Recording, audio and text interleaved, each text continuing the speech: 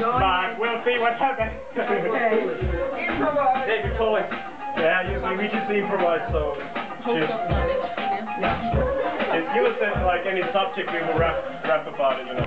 Whether Finnish or English, I don't know, but anyway. You'll stand here next to you? Yeah. Holy Spirit. Joo. Aiheena on Holy Spirit, eli pyhä henki. Konekson posse äijät, ne on yhä hengit. Ja se johtuu siitä, että Jeesus lähetti puolustajan. Joo, ja me ei todellakaan olla juovuksissa. Ja muutenkaan ei olla mitenkään sekaisin. Henki räpäyttää ekaksi, joo. Laita ilmaan vaikka lekasiin, ja sulla on mukana jotain työkaluja. Ja musta tuntuu, että Petellä on myöskin haluja räpäyttää ihan hullu lujaa. Nyt on kesä, ei tuu todellakaan lunta tupaa. Voidaan Pete, onko jotain sanomista? Äijä voi tähän vähän sanoilistaa. Kohta yleisö rupee meitä dissaa. Ja kohta Tommi tulee antaa piiskaa.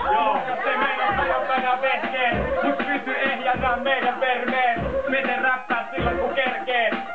Aika hempeet.